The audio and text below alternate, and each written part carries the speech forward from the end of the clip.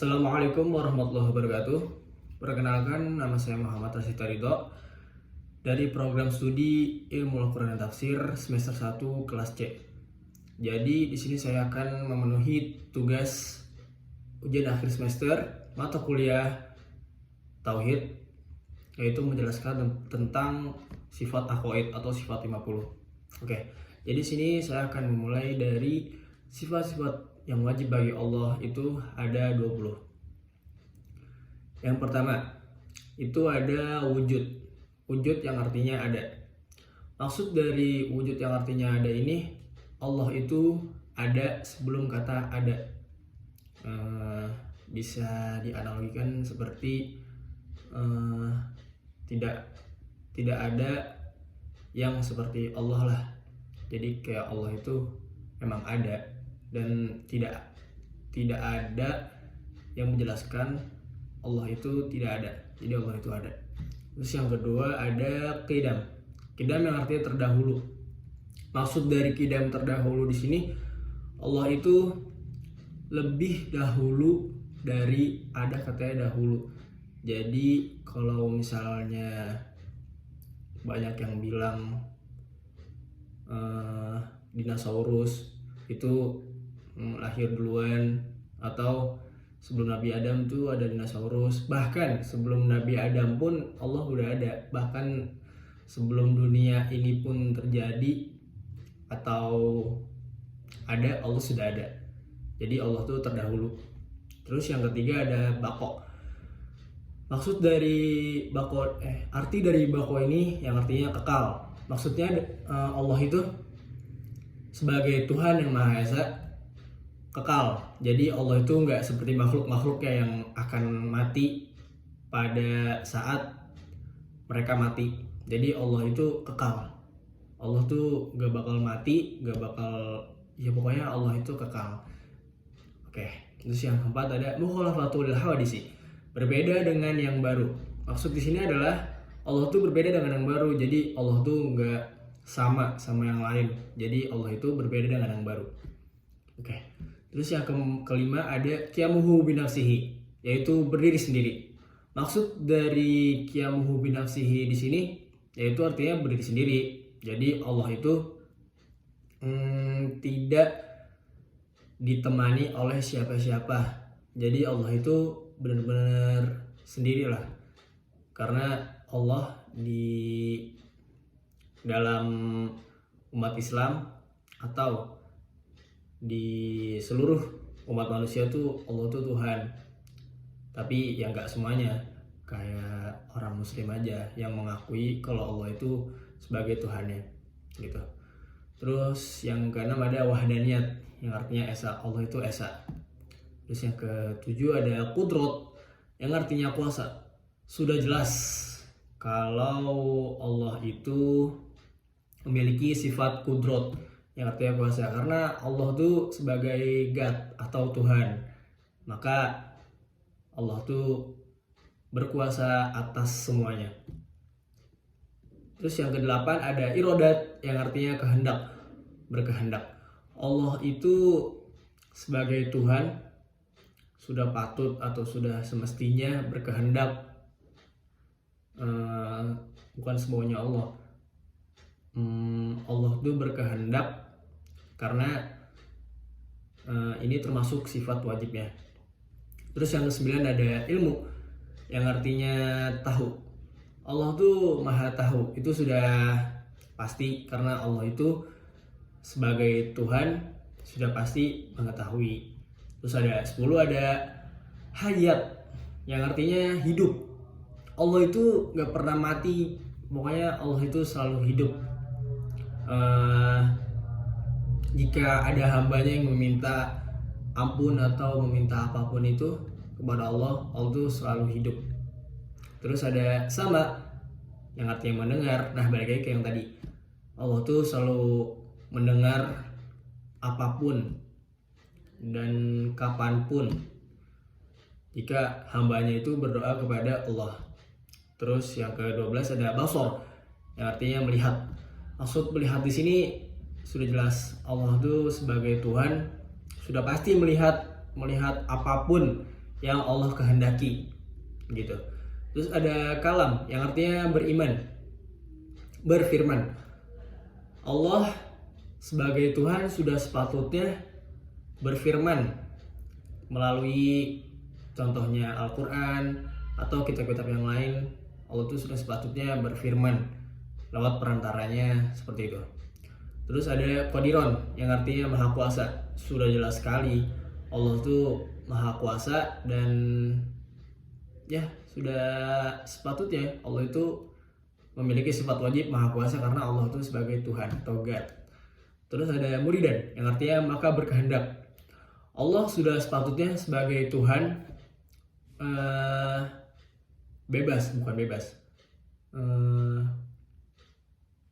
sudah sepatutnya sebagai Tuhan maka berkehendak, maha berkehendak gitu. Terus ada 16, ada aliman yang artinya maha tahu. Maksud dari maha tahu di sini, Allah tuh maha mengetahui apapun yang ada di dunia ini, baik di bumi atau di planet-planet atau alam semesta ini. Jadi Allah tuh maha tahu semuanya tentang semua ini.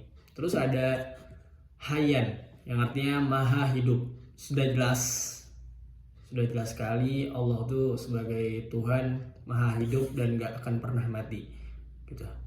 Terus ada yang ke-18 Sami'an yang artinya maha mendengar. Udah jelas Allah tuh sebagai Tuhan maha mendengar. Terus ada Basiron yang artinya maha melihat. Sudah jelas sekali Allah tuh sebagai Tuhan sudah sepatutnya sebagai maha melihat. Terus yang ke-20 ada Mutakaliman yang artinya maha berfirman. Oke, jadi selanjutnya saya akan menjelaskan tentang sifat-sifat yang muhal atau yang mustahil bagi Allah. Itu ada 20. Yang pertama ada Adam yang artinya tidak ada. Terus yang kedua ada Hudus yang artinya baru. Terus yang ketiga ada Fana yang artinya rusak. Maksudnya Allah tuh di sini dikatakan sebagai fana, rusak. Nggak mungkin, karena Allah itu sebagai Tuhan tidak mungkin rusak gitu. Terus yang keempat ada mumasalatul hawadisi. Maksud dari mumasalatul hawadisi di sini yang artinya itu sama dengan yang baru. Bahkan kata sama dengan yang baru itu Allah lebih dulu dari kata-kata itu. Jadi Allah tuh gak sama dengan yang baru. Allah tuh berbeda dari makhluknya gitu. Terus ada ihtiyajuhu li ghairihi yang artinya membutuhkan yang lain. Allah tuh sebagai Tuhan gak butuh sama pertolongan atau apapun itu kepada yang lain. Allah tuh gak butuh karena Allah berdiri sendiri dan Allah gak butuh bantuan sama sekali. Terus ada ta'adud yang artinya banyak. Allah itu esa, Allah itu satu. Allah nggak ada kopiannya atau yang sama dengan Allah. Allah tuh nggak ada. Allah tuh cuma satu, yaitu Allah aja. Allah Subhanahu wa Ta'ala. Terus ada adzun yang artinya lemah. Allah di sini di sifat-sifat yang mustahil bagi Allah dikatakan sebagai lemah. Menurut saya gak mungkin sebagai Tuhan tuh Allah SWT tuh lemah. Gak mungkin banget, karena ya Allah Tuhan. Gak mungkin Tuhan itu dikatakan sebagai lemah. Itu gak mungkin banget. Terus ada yang ke-8 ada karahun yang artinya terpaksa. Di sini saya juga gak setuju dengan sifat usaha ini karena disebutkan terpaksa. Gak mungkin Allah SWT sebagai Tuhan tuh terpaksa, gak.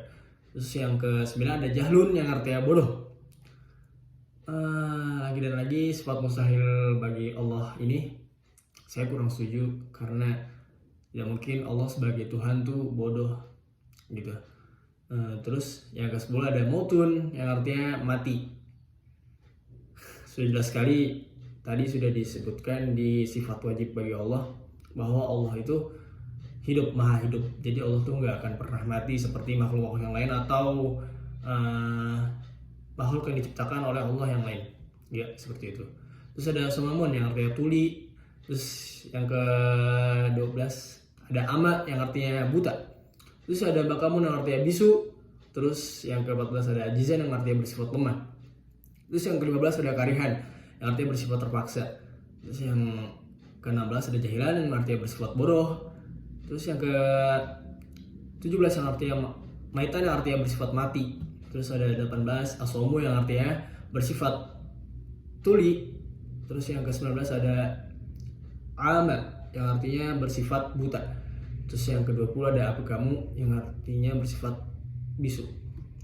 Jelas sekali sifat sifat mustahil bagi Allah itu mustahil semuanya bagi Allah, karena Allah tidak begitu. Ya, oke. Yang selanjutnya ada sifat jaiz bagi Allah. Ini cuma satu, yaitu fi'lu kulli mumkinin au tarkuhu. Yang artinya Allah mempunyai kemungkinan atas setiap sesuatu untuk melakukannya atau meninggalkannya. Jadi sudah jelas sekali Allah sebagai Tuhan di sini tuh mempunyai kemungkinan atas yang tadi saya sebutkan yang tadi, sesuatu yang untuk melakukannya atau yang meninggalkannya. Karena Allah tuh sebagai Tuhan ya mempunyai kemungkinan seperti itu, untuk melakukannya atau meninggalkannya, karena Allah sebagai Tuhan gitu. Oke, terus yang selanjutnya ada sifat yang wajib bagi pada Rasul. Ada 4. Yang pertama ada sidik yang artinya jujur. Terus yang kedua ada amanah yang artinya dipercaya. Yang ketiga ada tabligh yang artinya menyampaikan. Terus yang keempat ada fatanah yang artinya cerdas. Ya, itu tadi sifat yang wajib bagi para Rasul, yaitu ada 4. Ada jujur, dipercaya, menyampaikan, dan cerdas. Seorang Rasul mempunyai sifat yang wajib, ada 4 tadi gitu. Terus yang selanjutnya ada sifat yang mustahil bagi para Rasul, itu ada 4 juga. Yang pertama ada kizib yang artinya dusta. Terus yang kedua ada khianat yang artinya ingkar, khianat. Terus yang ketiga ada kitman yang artinya menyembunyikan. Terus yang keempat ada baladah yang artinya bodoh. Itu tadi sifat mustahil bagi para Rasul. Mustahil bagi para Rasul mempunyai sifat-sifat yang tadi gitu. Terus yang terakhir ada sifat jaiz bagi para Rasul, yaitu cuma ada 1 yang berbunyi atau sifatnya itu al-aradul basyariyatul lati fatu'adil ilah naqsin fi martabatul aliyati kal maradil khafifi. Yang artinya para Rasul mempunyai kebiasaan manusiawi yang tidak menyebabkan berkurangnya martabat mereka yang tinggi, seperti sakit ringan.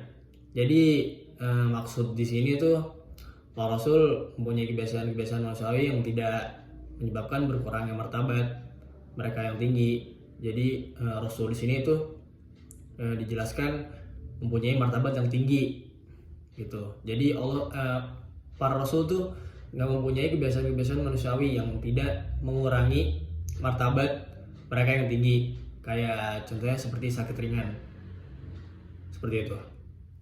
Oke, baik, sekian video singkat saya mengenai penjelasan sifat aqaid atau sifat 50 untuk memenuhi tugas ujian akhir semester mata kuliah tauhid, yaitu yang